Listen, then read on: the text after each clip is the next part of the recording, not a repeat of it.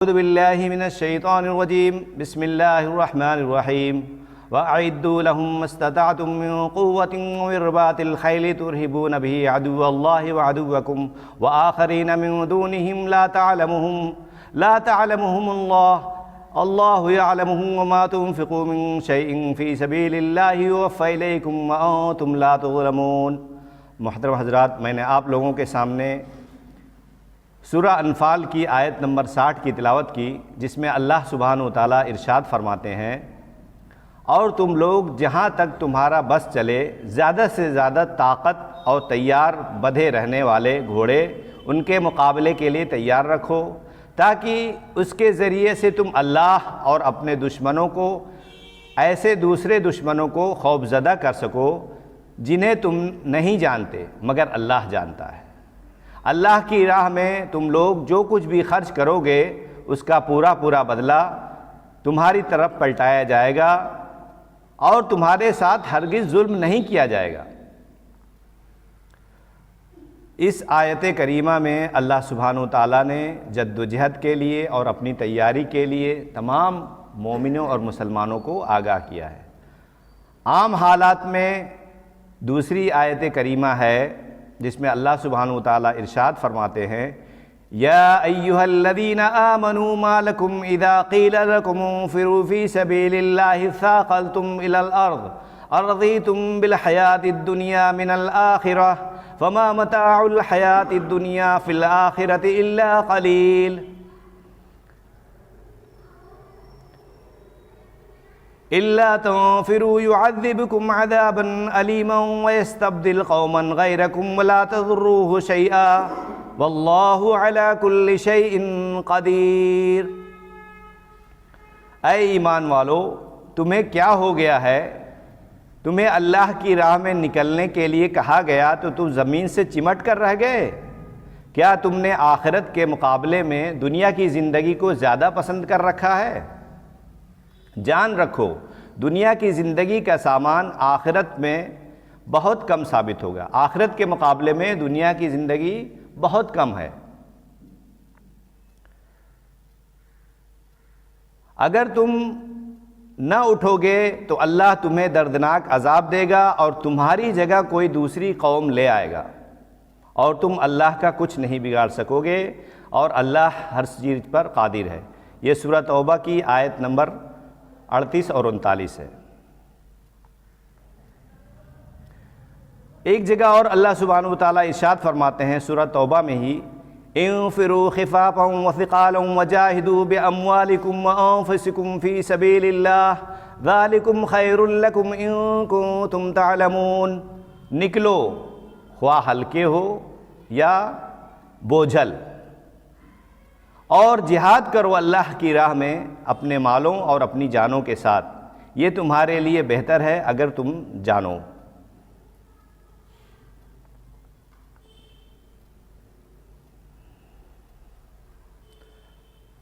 اس آیت کریمہ سے ہمیں اس کی اہمیت اور فضیلت قرآن کریم سے معلوم ہوتی ہے کہ جد و جہد کرنا ایک مومن کے لیے کتنا لازمی ہے۔ آپ صلی اللہ علیہ وسلم کی نبوت کے بعد مستقل 23 سالہ زندگی جد و جہد میں گزری، اور قرآن کریم میں بے شمار شہادتیں اور دلائل موجود ہے۔ ظاہر ہے ہم ساری چیزوں کو ایک درس میں نہیں پیش کر سکتے، لیکن مختصراً جو باتیں شریعت کی یا جو سبق پر گرد پڑ گئی ہے یا جس چیز پر آدمی نظر انداز کر رہا ہے یا غفلت آ چکی ہے، اس کو ہم آپ لوگوں کے سامنے رکھیں، اور از سر نو سے اللہ سبحانہ وتعالی ہم سب میں جد و جہد کی ہمت اور قوت پیدا کریں، تاکہ ہم دین اسلام کے لیے اپنی جان اور مال سے ہر وقت تیار رہیں۔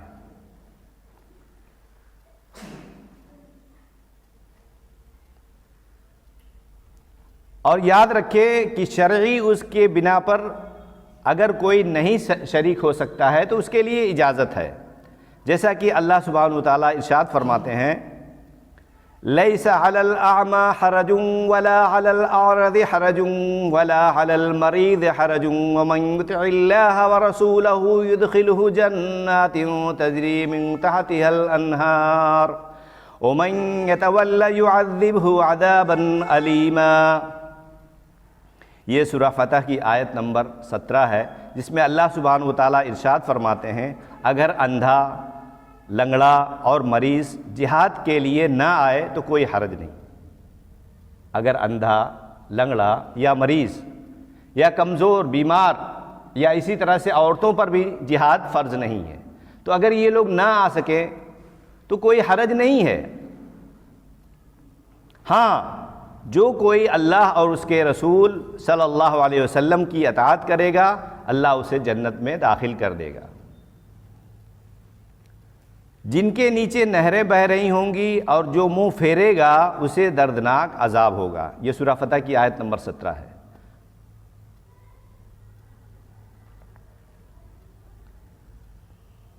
اسی طرح سے اسلام کو غالب کرنے کے لیے اور کفر کو مغلوب کرنے کے لیے اس کا حکم ہے۔ اور اللہ تبارک تعالیٰ نے ان سے جی چرانے والوں کے لیے نفاق کی علامت قرار دیا ہے، جیسا کہ دوسری جگہ اللہ سبحانہ و تعالیٰ ارشاد فرماتے ہیں فرح المخلفون بمقعدهم خلاف رسول اللہ وکرہوا ان یجاہدوا باموالہم وانفسہم فی سبیل اللہ وقالوا لا تنفروا فی الحر قل نار جہنم اشد حرا لو كانوا یفقہون۔ یہ سورہ توبہ کی آیت نمبر 81 ہے، جس میں اللہ سبحانہ و تعالیٰ ارشاد فرماتے ہیں جہاد، غزوہ تبوک کے سے پیچھے رہ جانے والے، رسول اللہ صلی اللہ علیہ وسلم کا ساتھ نہ دینے والے اور گھر بیٹھے رہنے والے خوش ہیں کہ اللہ کی راہ میں اپنے مالوں اور اپنی جانوں سے جہاد کرنا انہیں پسند نہیں۔ اور انہوں نے لوگوں سے کہا اس شدید گرمی میں جنگ کے لیے نہ نکلو، اے محمد صلی اللہ علیہ وسلم ان سے کہو کہ جہنم کی آگ اس سے کہیں زیادہ گرم ہے، کاش انہیں اس کا علم ہو جاتا۔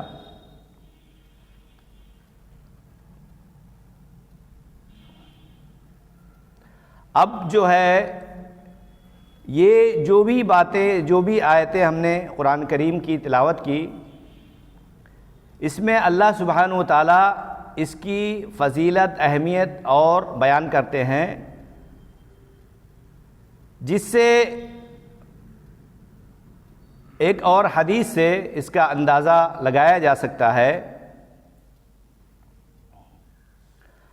حضرت ابو ہریرہ رضی اللہ عنہ کہتے ہیں کہ رسول اللہ صلی اللہ علیہ وسلم سے پوچھا گیا کون سے اعمال سب سے زیادہ فضیلت والے ہیں، یا ایسا پوچھا گیا کون سے اعمال بہترین ہیں، تو آپ صلی اللہ علیہ وسلم نے فرمایا اللہ اور اس کے رسول پر ایمان لانا۔ نمبر 1، اللہ اور اس کے رسول پر ایمان لانا، یہ تو کلمہ طیبہ کا جز ہے، یہ ہمارا جو اکیلا ایک کلمہ ہے لا الہ الا اللہ محمد رسول اللہ، اس کا مطلب ہی یہی ہے کہ ہمارا پوری طرح اللہ اور اس کے رسول پر ایمان ہے۔ پھر فرمایا اس کے بعد کون سا عمل افضل ہے؟ آپ صلی اللہ علیہ وسلم نے فرمایا جہاد نیک اعمال کی کوہان ہے۔ پھر پوچھا گیا یا رسول اللہ اس کے بعد کون سا عمل ہے؟ آپ صلی اللہ علیہ وسلم نے ارشاد فرمایا حج مبرور، اسے ترمذی نے روایت کیا۔ تو اس سے یہ پتہ چلا کہ عورتیں اگر حج کرتی ہیں، حج پر جاتی ہیں، تو یہی ان کے لیے جہاد ہے۔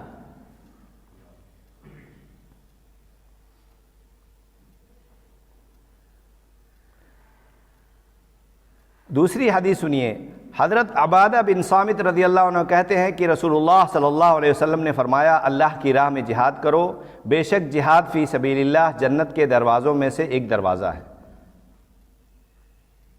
اور اس کے ذریعے اللہ تعالیٰ رنج و غم سے نجات دلاتا ہے۔ اسے طبرانی نے روایت کیا ہے۔ یعنی جد و جہد کرنے سے آدمی رنج اور غم میں نہیں ہوتا ہے، بلکہ اللہ سبحانہ و تعالیٰ اس کی محنت، مشقت، جد و جہد اور برکت سے رنج و غم بھی دور کر دیتا ہے۔ کتنی بڑی نعمت ہے دنیا و آخرت میں۔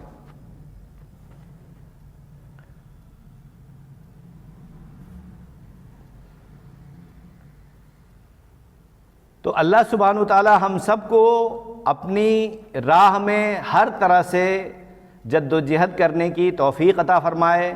کیونکہ جد و جہد کرنا انسان کی زندگی میں اتنا ہی لازم ہے جتنا ایمان لانے کے بعد تمام پلرز کی حفاظت ہے۔ پلرز ہمارے 5 ہیں: ایمان، توحید، صلاۃ نماز، روزہ، زکوٰۃ اور حج بیت اللہ۔ یہ 5 پلرز ہیں، یہ ضروری چیز ہیں، لیکن اس کے علاوہ بھی بہت ساری چیزیں ہیں۔ یہ پلرز ہیں، اس پر عمارت کھڑی ہوتی ہے۔ یہ نہیں ہے تو آپ کے اسلام اور ایمان کی عمارت کھڑی نہیں رہ سکتی، یہ تو بہت ضروری ہے۔ اس کے علاوہ بھی جو چیزیں ہیں اس میں جو ہے سب سے افضل جو چیز ہے وہ جہاد ہے، جہاد فی سبیل اللہ۔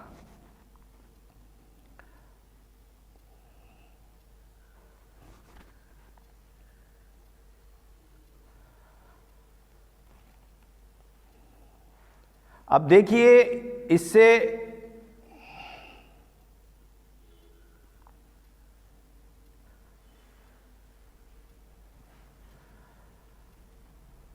اللہ تبارک تعالیٰ نے جو لوگ جو ہے اللہ کی راہ میں جد و جہد کیے ان کے لیے بہت سارے نتائج اور نقصانات، اس کو نہ کرنے کے نقصانات بیان فرمائیں۔ اس کے لیے میں یہ آپ کو بتانا چاہتا ہوں کہ جہاد کے نتیجے میں جہاں مسلمانوں کے لیے دنیا و آخرت میں بے حد حساب اور انعامات سے نوازنے کا وعدہ کیا گیا ہے، وہیں ترک جہاد کے نتیجے میں یعنی جہاد کو چھوڑنے کے نتیجے میں مسلمانوں کو ذلت و رسوائی زوال کی خبر بھی واضح طور پر دی گئی ہے۔ جب ہم جد و جہد کرنا چھوڑ دیں گے تو ہمارے دلوں میں نفاق آ جاتا ہے، کمزوری آ جاتی ہے، بزدلی آ جاتی ہے۔ تو اللہ سبحانہ و تعالی ہم سب کو ہر طرح کے نفاق اور بزدلی سے بچائے۔ جیسا کہ اللہ کے نبی صلی اللہ علیہ وسلم کا ارشاد مبارک ہے، جب تم لوگ جہاد چھوڑ دو گے تو اللہ تعالیٰ تم پر ذلت مسلط کر دے گا، اور اس وقت تک دور نہیں کرے گا جب تک تم جہاد شروع نہیں کرو گے۔ اسے ابو داؤد نے روایت کیا، ایک دم بالکل صحیح حدیث۔ تو جد و جہد کرنا نہایت ہی لازم ہے۔ ایک دوسری حدیث میں ارشاد مبارک صلی اللہ علیہ وسلم ہے کہ عنقریب تم پر غیر مسلم اقوام اس طرح ٹوٹ پڑیں گی جس طرح کھانا کھانے والے بھوک کے دسترخوان پر ٹوٹ پڑتے ہیں۔ عرض کیا یا رسول اللہ صلی اللہ علیہ وسلم، کیا اس وقت مسلمان کی تعداد کم ہوں گی؟ آپ صلی اللہ علیہ وسلم نے فرمایا نہیں، بلکہ تعداد میں تم لوگ بہت زیادہ ہوں گے، لیکن تمہاری حیثیت ندی میں بہنے والی جھاگ کی جیسے ہو جائے گی، اس سے زیادہ کچھ نہیں ہوگی۔ اللہ تعالیٰ دشمن کے دلوں سے تمہارا رعب ختم کر دے گا اور تمہارے دلوں میں دنیا کی محبت اور موت کا خوف پیدا کر دے گا۔ تو دنیا کی محبت سے ایک نقصان یہ بھی ہے کہ آدمی کو موت کا خوف آ جاتا ہے، اس لیے دنیا کی محبت بہت زیادہ نہیں آنی چاہیے۔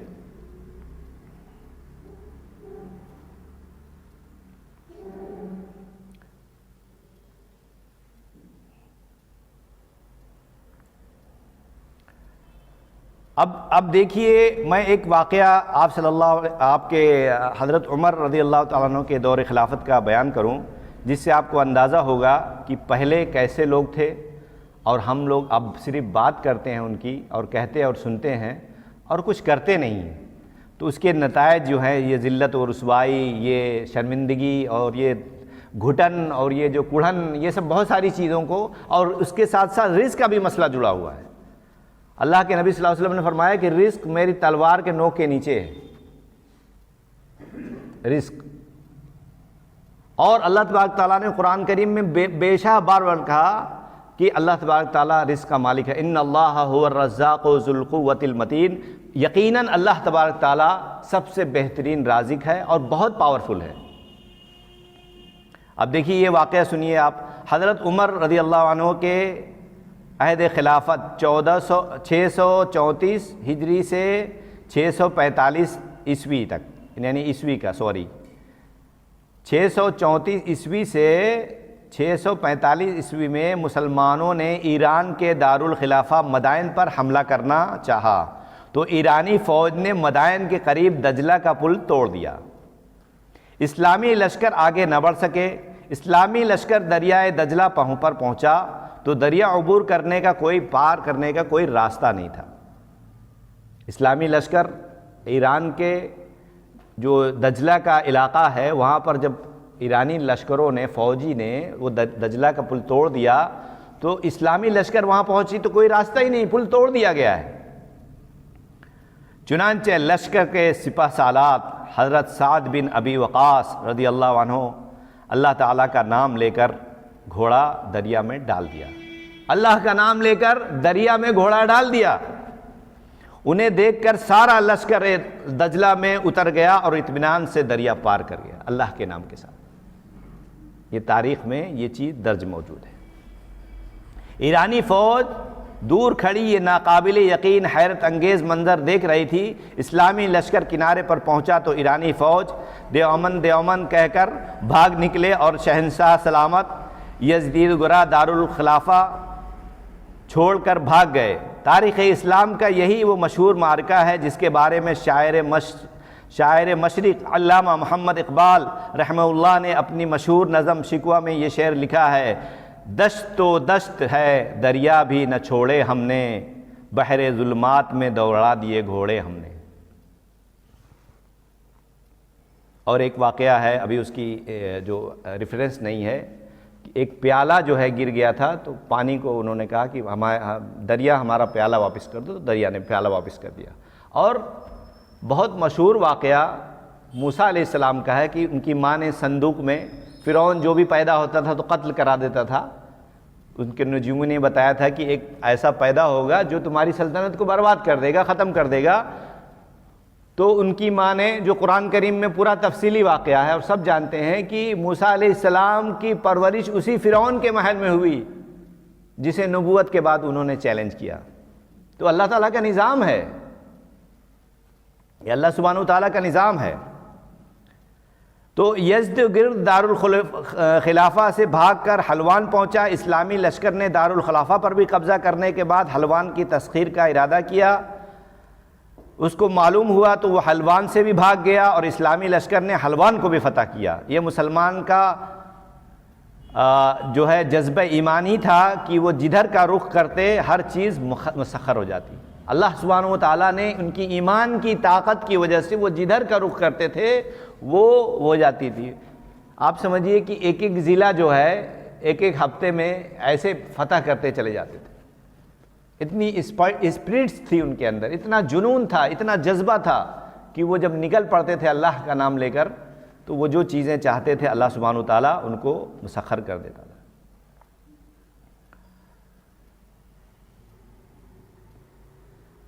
اسی طرح سے بہت ساری احادیث اور بہت ساری جو ہے تاریخ میں یہ ملتی ہے، اس کے بارے میں بھی ہم آپ کو کچھ اشارتاً بتا دیں کہ قرآن و سنت میں جہاد فی سبیل اللہ کی زبردست ترغیب دی گئی ہے، اور تاریخ انسانی میں جتنی بھی جنگیں لڑی گئی ہیں ان کے پیچھے دوسرے محرکات کے علاوہ دو بڑے محرکات، یعنی اسلام کے جو مخالفین ہیں ان کی کیا باتیں تھیں یہ بھی آپ سمجھ لیجئے۔ نمبر ایک، ہوس دولت اور ہوس ملک گیری۔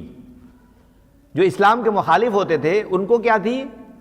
دولت کی ہوس تھی اور ملک گیری کی، یعنی ملک کے بادشاہت کی، زبردستی مسلط ہونے کی، یہ ہوس تھی۔ اور تیسری ایک ہوس اور بھی تھی جو مذہبی جنون تھا، مذہبی جنون تھا ان کے پاس۔ یہ جو اسلام کے علاوہ جو بھی دین ہے، ادیان، مذاہب جو بھی ہے، یہ سب بگڑا ہوا اسلام ہے۔ اسلام کے علاوہ تو اللہ تبارک تعالیٰ نے کچھ نازل ہی نہیں کیا۔ ان الدین عند اللہ الاسلام، اللہ تبارک تعالیٰ نے اسلام کو نافذ کیا ہے، اسلام کے علاوہ کوئی دین قابل قبول نہیں ہے۔ تو اس لیے یہودی آج بگڑے ہوئے، انہوں نے اسلام کی شکل بگاڑ دی ہے اور وہ بگڑے ہوئے مسلم ہیں۔ یہودی بگڑے ہوئے مسلم ہیں، عیسائی بگڑے ہوئے مسلم ہیں۔ عیسیٰ علیہ السلام تو نبی تھے،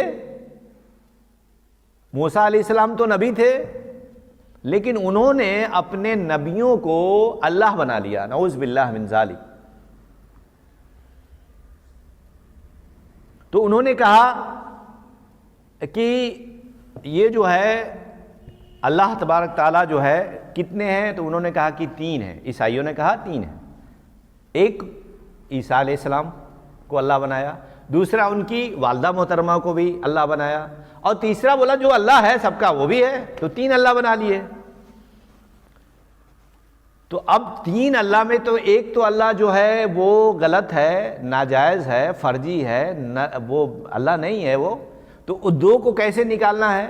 تو آپ قرآن کریم سے اگر قرآن کریم سمجھ کے پڑھیں گے تو آسان ہو جائے گا۔ اللہ تبارک تعالیٰ قرآن کریم میں ارشاد فرماتے ہیں کانا یاکلان الطعام، وہ دونوں کھانا کھاتے تھے۔ اب جو اللہ سب کا اللہ ہے وہ کھانا نہیں کھاتا ہے، جو ہمارا رب ہے، جو ہندوؤں کا رب ہے، جو مسلمانوں کا رب ہے، جو ہے جین کا رب ہے، جو مشرکین کا رب ہے، جو مجوسیوں کا رب، جو سب کا رب العالمین ہے، وہ کھانا نہیں کھاتا ہے۔ کانا یاکلان الطعام، قرآن نے 2 لفظ میں فیصلہ کر دیا، تو عیسیٰ علیہ السلام بھی کھانا کھاتے تھے اور ان کی والدہ بھی کھانا کھاتی ہیں، اس کا ثبوت موجود ہے۔ تو پتہ چلا کہ عیسیٰ علیہ السلام اور ان کی والدہ مریم علیہ السلام وہ رب نہیں ہو سکتے۔ رب جو ہوگا لم یلد ولم یولد، نہ اس نے کسی کو جنا ہے نہ اس کو کسی نے جنا ہے، ولم یکن لہ کفوا احد، اور اس کے جیسا کوئی بھی نہیں ہے، اس کی جو صفات ہے اس جیسا کوئی بھی نہیں ہے۔ کیونکہ خیال تو ابراہیم علیہ السلام کو بھی آیا تھا، ہاذا ربی ہاذا اکبر، سورج کو دیکھ کر یہ رب ہو سکتا ہے، یہ بڑا ہے، سائز میں بڑا ہے، روشنی سب کو دے رہا ہے، یہ رب ہو۔ فلما افلا، جب ڈوب گیا تو کہا نہیں یہ رب نہیں ہو سکتا، ڈوبنے والا رب کیسے ہو سکتا ہے؟ تو اللہ تبارک تعالیٰ نے آیت نازل فرمائی تاکہ امت محمدیہ قرآن پڑھے اور سمجھ لے کہ اللہ سبحانہ وتعالیٰ قرآن کریم میں ارشاد فرماتے ہیں لا تسجدوا للشمس ولا للقمر واسجدوا للہ الذی خلقہن ان کنتم ایاہ تعبدون، نہ سورج کی پوجا کرو، نہ سورج کو سجدہ کرو، نہ چاند کو سجدہ کرو، بلکہ اس رب العالمین کو سجدہ کرو، رکوع کرو، سجدہ کرو جو انہیں بنانے والا ہے۔ کس کو بنانے والا؟ سورج کو بنانے والا۔ تو ایک بہترین مثال ہے جب ہم دعوت و تبلیغ کا کام کریں ہمارے غیر مسلم بھائیوں میں، تو ان کو سمجھانے کے لیے بہترین مثال ہے کہ دیکھو یہ سورج ہے ابھی ڈوب جائے گا۔ ایک میں واقعہ کوٹ کر دوں، میں ابھی بامبے گیا تھا سینٹرل پارک میں، تو وہاں راشٹریہ گیان ہونے لگا، سب لوگ کھڑے ہو گئے، بولے ہم کو ہر ایک حافظ جی کھڑے ہو جائے گا۔ ہم نے کہا کوئی بات نہیں، بیٹھیے، کوئی بات نہیں، ہم بھی کھڑے ہوں گے، تھوڑا ہو جانے دیجیے، راشٹریہ گیان پیر میں تکلیف ہے، کوئی بات نہیں۔ پھر اس کے بعد سورج جب نکل گیا پوری طرح سے تو ہم نے 2 رکعت الحمدللہ ثم الحمدللہ نماز پڑھی عشاء کی، جو سورج نکلنے کے بعد پڑھی جاتی ہے۔ ہم نے تو سورج کی طرف پیٹ کر لیا کیونکہ سورج مشرق سے نکل رہا تھا، ہم نے مغرب کی طرف نہ رک کر کے پڑھنا تھا، تو سورج تو مشرق کی طرف نکل رہا تھا۔ تو لوگ کہے کہ آپ تو الٹے کھڑے ہو گئے، ہم نے کہا الٹے نہیں کھڑے ہوئے، ہم سیدھے کھڑے ہوئے، لوگ الٹے کھڑے ہوئے، سمجھنے کی بات ہے۔ ہوا کیا تھا کہ جب سورج نکلنے لگا تو اکثریت و بیشتر سورج کی پوجا کرنے لگی۔ آپ دیکھیں گے دنیا میں سب جگہ سورج نکل رہا ہے تو سب لوگ اپنے، کوئی رکوع کر رہا ہے، کوئی سجدہ کر رہا ہے، کوئی پانی گرا رہا ہے لوٹے میں، سب کرنے لگے۔ لیکن کیا ہے؟ اللہ کا حکم ہے کہ آپ 2 رکعت نماز پڑھیے، 4 رکعت نماز پڑھیے، یہ آپ کی ہڈیوں کی مضبوطی کے لیے بھی ہے، اور اللہ تبارک تعالیٰ اس کے ذریعے بہت سارے گناہ بھی معاف کر دیتے ہیں۔ تو اللہ سبحانہ و تعالیٰ کے لیے ہم سب کو کھڑے ہونا ہے، اور ماشاءاللہ دیکھیے الحمدللہ بچے اور بچیاں یہاں مسجد میں تشریف لا رہے ہیں، ان کے اسٹیم سیلز بہت ایکٹیو ہے اور یہ بہت محنت کرتے ہیں اور بہت انٹرسٹ سے آ رہے ہیں، تو ان کے حوصلے کو برقرار رکھیے، اور آپ لوگ بھی کم از کم دروس میں، خطبات میں، جمعے کے خطبے میں اور یہ سنڈے کے دروس میں شامل ہوں۔ ظاہر ہے ہر آدمی ہر وقت نہیں آ سکتا ہے اور آسان بھی نہیں ہے، سب کے مسائل اور مجبوریاں ہیں، لیکن اللہ کے کام میں تیاری رکھیے۔ آج کا موضوع یہی تھا کہ بہت سارے، مطلب یہ موضوع اتنا طویل وقت مانگتا ہے کہ یہ مسلسل چلانے کا ہے، کہ اس کو چلایا جائے۔ ایسے ایسے صحابی گرے، ایک صحابی جد و جہد کر رہے تھے، ان کا ہاتھ ڈسٹرب کر رہا تھا، انہوں نے ہاتھ کو ایسے کر دیا، اپنا ہاتھ اپنے سے وہ کر دیا، ان کی نیت درست تھی۔ تو جو ہم حدیث کی کتاب پڑھتے ہیں اس کا پہلا جو ہے وہی ہے کہ انما الاعمال بالنیہ، جتنا بھی ہم عمل کرتے ہیں اس کا دار و مدار نیت پر ہوتا ہے، تو جو جس کے لیے نیت کرے گا اس کو وہ ملے گا۔ آپ دیکھتے ہیں بہت سے لوگوں نے دنیا حاصل کرنے کے لیے نیت کی تو اللہ نے انہیں دنیا دی، بہت سے لوگوں نے خوبصورت عورت کے لیے سفر کیا تو اللہ نے ان کے خوبصورت عورت دی، لیکن جن لوگوں نے اللہ اور اس کے رسول کے لیے، دین اسلام کے لیے سفر کیا، ہجرتیں کی، جد و جہد کی، تو اللہ نے انہیں بھی نوازا۔ تو اللہ سبحانہ و تعالی ہم سب کو کلمے کی فصاحت و بلاغت اور اس کو سمجھنے کی اور اس پر عمل کرنے کی اور اللہ اس کے رسول کی تمام احکامات کو فالو کرنے کی توفیق عطا فرمائے۔ ہماری طالب علمی کی زبان میں ہم لوگ بھی بڑے مہذب اور بہت مؤدب ہوا کرتے تھے، لیکن جب معاشرے میں پریکٹیکل ہوا تو ہماری بھی زبان، ہاتھ پیر اور بہت ساری وہ ہوا۔ اسی کی وجہ سے میں خطبہ بھی نہیں دے پاتا ہوں، کیونکہ مستقل کھڑے ہو کر آدھا گھنٹہ، اور کچھ بلڈ پریشر کی شکایت ہے، کچھ مجبوریاں ہیں، تو میں یہ نہیں چاہتا ہوں کہ پوری ماشاءاللہ مسجد بھری رہے اور کوئی ڈسٹرب ہو، اس لیے بہت وہ ہے، انشاءاللہ تعالیٰ صحت اجازت دے گی تو خطبہ بھی دیں گے، کوئی مسئلہ نہیں ہے، کوئی رکاوٹ نہیں ہے۔ اللہ سبحانہ و تعالیٰ اور اس سب کو، ہم لوگوں کی کوشش ہے کہ ہمارے بچے بھی تیار ہوں۔ ہم لوگوں کی زندگی کا کیا بھروسہ ہے، کب ہم لوگ زندگی کے اس پڑاؤ میں ہیں کہ کبھی بھی بلاوا آ سکتا ہے، اور تیاری بھی رکھنی چاہیے۔ اللہ سبحانہ و تعالیٰ ہم سب کو کہنے سننے سے زیادہ عمل کرنے کی توفیق عطا فرمائے۔ سبحانک اللہم و بحمدک، اشہد ان لا الہ الا انت، استغفرک و اتوب الیک۔